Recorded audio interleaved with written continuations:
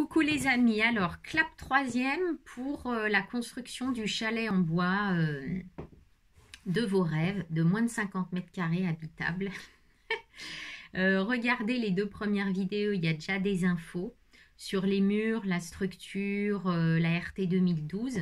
Et le clap deuxième, c'est sur les fondations et la mise en forme du chalet, en fait les différentes possibilités. Je répète que je ne suis pas dans la construction, que ce n'est pas mon métier, donc je ne me fais que transmetteuse d'informations parce que j'aime bien partager, ça me fait super plaisir de partager ce genre de projet parce que moi perso, j'adore le vivre. Alors là, ce qu'on va voir en fait, et puis j'ai mis ma petite liste ici parce que c'est vraiment conséquent, c'est les postes à prévoir pour la construction du chalet parce que dans tous les kits qu'on vous livre, il y a plus ou moins d'éléments qui sont contenus dedans. Et alors là, évidemment, il faut faire vraiment gaffe parce que vous imaginez que vous pouvez avoir un chalet à 7 000 €, mais ce n'est pas la réalité, bien sûr, parce qu'il va manquer ceci, cela, les fenêtres, tout simplement, ou autre chose. Voilà, donc là, ce qu'il faut checker. C'est au niveau de la dalle porteuse du chalet, elle n'est pas comprise la plupart du temps. Surtout si vous voulez avoir un chalet sur pilotis, c'est un investissement supplémentaire à demander. Et ils le font, il y a certains fabricants des chalets qui peuvent vous le fournir. Ok. Après, il faudra voir le type d'isolant. J'y reviendrai. Donc, il y a ça, il y a l'épaisseur du plancher. Savoir si votre plancher il est utilisable en l'état ou s'il faut mettre encore autre chose par-dessus, genre du stratifié ou autre, voilà. Donc ça, regardez, parce que parfois c'est brut et il faut rajouter quelque chose par-dessus ou pas. Et je dirais que l'épaisseur relativement classique qu'on rencontre, hein, c'est entre 19 et 30 mm, voilà. Ensuite, les fenêtres, très important. Donc, les fenêtres, moi, c'est direct 4, 16, 4, double vitrage. C'est ce qui est OK aussi pour la norme RT 2012. Même si je ne l'ai pas au bout du compte, c'est pas important. Mais moi, je vais mettre du double vitrage correct. Je n'ai pas opté pour une surface vitrée importante parce que je ressens que je peux avoir un peu trop de déperdition en fait de chaleur ou l'hiver avec le froid, je trouve que ça passe quand même pas mal. Moi j'ai vraiment envie d'avoir bien chaud chez moi, donc voilà. Mais ça ne m'empêche pas de prévoir par exemple une ou voire deux portes-fenêtres, même si le chalet il fait 35 mètres carrés au sol. Donc, il y a ça. En général, les volets ne sont pas inclus. Donc, les volets en bois ne sont pas toujours possibles sur certains modèles. Et donc, on vous propose des volets roulants, soit électriques ou manuels. Donc, ça, à regarder. Mais en général, ce n'est pas compris dedans, dans le prix de base. L'escalier, voir comment il est. L'escalier, vous voyez, une petite mezzanine, il y a un escalier de meunier. Et une mezzanine habitable, ça va être un vrai escalier aussi. Donc la toiture, j'en ai parlé là dans c'était où le clap deuxième.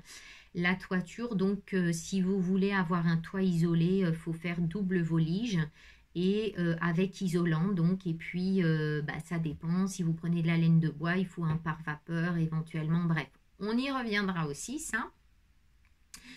Ensuite, donc la couverture du toit, hein, les tuiles. Donc ça, c'est pas prévu dedans en général. Après, qu'est-ce qu'il y a? Le traitement du bois. Donc, moi, je vous avoue que j'ai envie d'avoir vraiment du bois au plus naturel possible. Mais parfois, quand il est livré, il est déjà traité. Donc, pour l'intérieur. Mais on peut prévoir la lasure extérieure. Et moi, je pense que je prendrais, si je le fais, parce qu'en fait, c'est pas sûr. J'ai vu un reportage où il fallait laisser vivre le bois, etc. Bref. J'y reviendrai à un moment donné, je vais avancer là-dessus, puisque j'en suis pas encore à la fin en fait. Hein.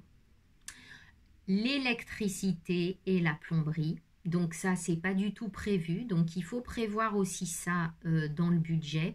sachant que si vous êtes en double paroi, vous pouvez cacher les fils électriques par exemple, et si vous êtes en madrier simple, avec une isolation extérieure ou pas, hein, parce que c'est possible aussi d'avoir un madrier par exemple de 70 ou 94, de mettre un isolant et du bardage derrière. Hein, donc ça aussi c'est possible. Bref, donc au niveau du traitement de la lasure, ça aussi il faut prévoir. Non, j'étais à l'électricité et la plomberie, pardon. L'électricité et la plomberie, il y a tellement de trucs. Donc ça voilà, la mise en place, ben, il faut la prévoir aussi. Les gouttières ne sont pas inclus dedans. Donc, voir si vous prenez une cuve de récup d'eau, etc. Moi, je ne sais pas encore. Hein. Je verrai si j'arrive à régler ce truc-là d'ici l'an prochain. La porte d'entrée, si vous voulez être bien assuré, parce que les assurances aussi vont pas vous assurer le chalet si vous n'avez pas une porte d'entrée 3 points. Enfin, moi, dans mon souvenir, c'est ça. Après, il faut que là, je reconfirme ça. Donc RT 2012 ou pas, permis de construire inclus dedans ou pas, montage et la livraison parfois en fonction d'où vous êtes, il peut y avoir un supplément ou pas, mais en général elle est inclue dedans. Ok? Alors après, qu'est-ce que j'ai noté en plus? Le poêle évidemment, moi je vais mettre un poêle et puis bah, dans la plomberie il y a quand même le ballon d'eau chaude à prévoir aussi. Et puis toute la mise en place de l'assainissement, en tout cas chez moi, j'ai tout à faire, tout est vierge, donc je dois me raccorder au réseau de l'eau et faire de l'assainissement. Donc moi j'ai choisi de l'assainissement non collectif, de ne pas être relié à une centrale d'épuration. Et de toute façon, je crois que dans le village où je vais être, de toute façon, c'est individuel. Donc voilà pour cette part-là.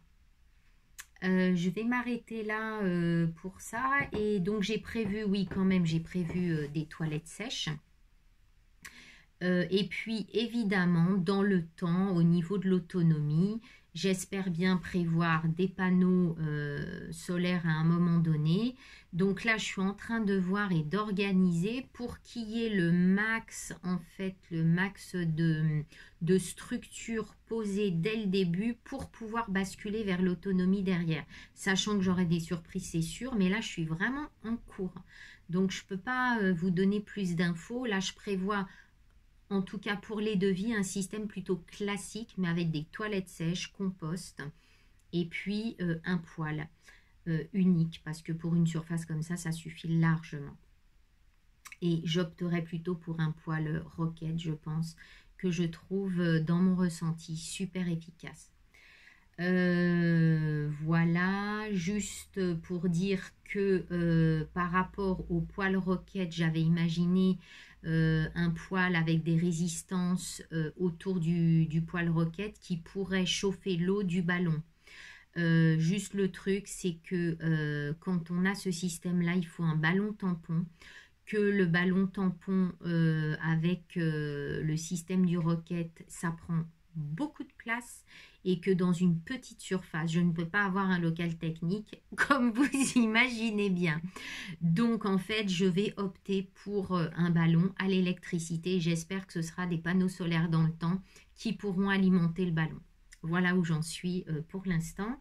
Je vais vous laisser sur ce et puis je vous dis à tout à l'heure.